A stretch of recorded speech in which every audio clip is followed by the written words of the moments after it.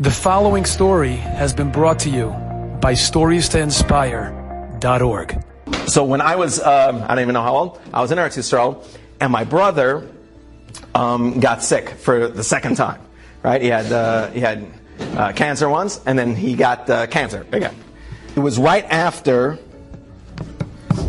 Shemaim just texted me that I can say the story. I was going for it anyway. It was right after.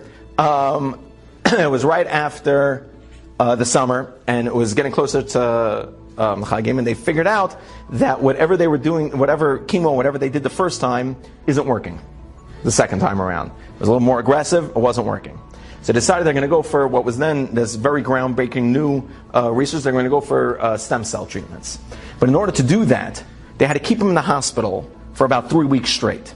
Now, Khalila, no one should ever know about being in a hospital at all, but if you know somebody or whatever that has been to stay there and not be allowed outside and barely be allowed to have any visitors, because the whole concept of keeping him in quarantine was that whatever this process is that they do, it robs you of every antibody, everything that you have to protect yourself. So you couldn't go see him if you had a sniffle. You couldn't go see him, nothing.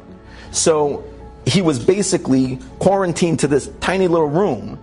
The only break he would get was for about 5 minutes in the elevator going down to like radiation, great break, and then coming back up. That was the time that he would like leave the room.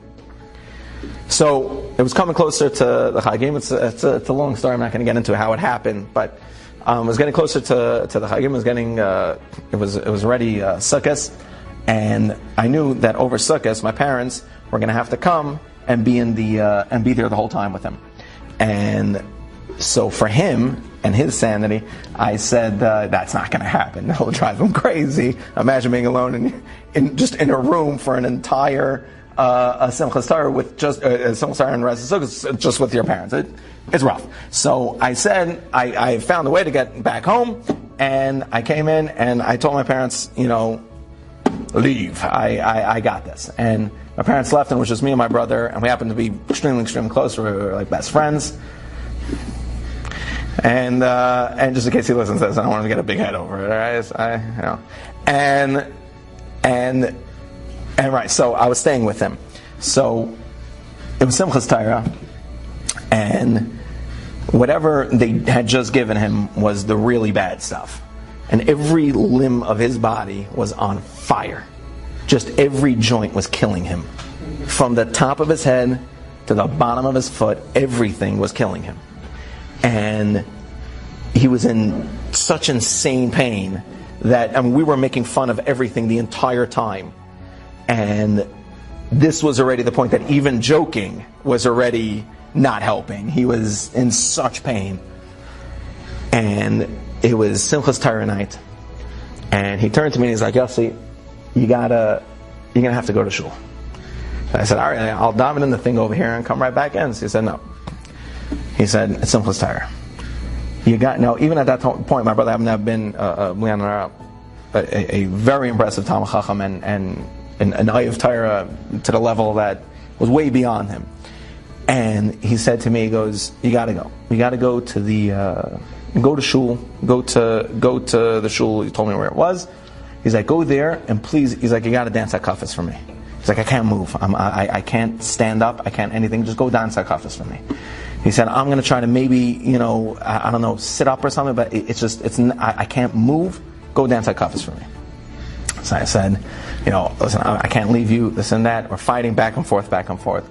Finally, I agree. I'm like, fine. He was really adamant. I'm like, I'll go.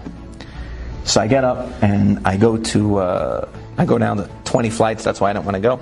Go down to 20 flights and I go to the shul. And I'm used to, I went from one hakafas to the other hakafas. So I'm used to, when I was a kid, we used to go to the Moroccan hakafas in Brooklyn, and it was a madhouse. It was unbelievable. It was incredible. It would go till who knows what time at night. And it was, not from with the front. It was the most beautiful. You saw the machshav of Torah of some of the least religious people you can imagine when they came into that. It was unreal. I went from there to dancing with my Rosh Hashiva at that time, Rav Asher, and that was also the whole yeshiva. It was a thing. Dancing with the people that you're learning with is a different level of appreciating Simchas Torah. So I went to the shul, and it was not any of that, basically. They did these 2 runarounds around the thing. It was mostly people who just had relatives in the hospital and wanted to go to shul and come right back. They did 2 runarounds around the bima, and that was it. The davening was over. And I came back with just this really low feeling. I was like, wow, I really missed the Simchas Torah this year. I didn't think about that coming out, but I missed Simchas Torah. I didn't get to really feel Simchas Torah this year. And I'm walking up these flights, and I'm feeling sorry for myself like crazy, and I'm getting more and more depressed. Finally, I come out onto my brother's floor, and I hear some nurses screaming, or yelling something, and I see that they're pointing at my brother's room, and these 2 big orderly guys come running into the room. I see them running down, turn into his room. So I go running down the hallway, and I look in, and there in the middle of the room is my brother, and I don't know how to explain this exactly, but he had his IV broad thing that you would carry around with him, and he's like on it, and he's kicking his feet and flailing, he's falling all over the place. And I turned to the orderly and I yelled, which I don't normally do. I was like, help him, pick him up. And the guy turned to me, he's like, he keeps yelling, saying no. I was like, what are you talking about? And I run up to him and I grab him and I pick him up. And he turns to me, he looks at me, and there are I've never seen my brother cry like this. The pain that was in his face was unbelievable. But he looked like a crazy person, because he had the biggest smile you've ever seen. And as I looked over, because I'm picking him up, as I looked over, I see he's holding his chumash. And I'm like, Ari, what the heck are you doing? And he goes, Hakafas. And he's crying. And I picked him up, and I tried bringing him over to the bed, and he starts fighting me. And I realized he wasn't fighting. He was trying to dance Hakafas with me in the thing. These people must have thought we were out of our minds. Because now not only is this nutcase doing it, fine, he's on a lot of drugs, it makes sense.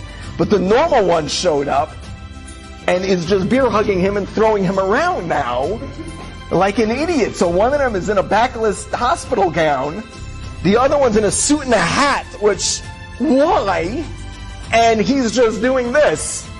They're like, listen, let's leave him alone. I don't know, our work here is done. And they just left. But they couldn't possibly understand that the Shechina was in that room. It was the greatest Hakafas I ever danced in my entire life. It was the best Simchas Torah I ever had. And it taught me a lesson. That was the greatest Zman I ever had when I got back to yeshiva after that. I got back with a different understanding of what Torah does to us, of the depth and level it brings us to, of the love affair that you can have with it. You can fall so in love with learning if you give it that chance. You can fall so in love with her if you give it that chance.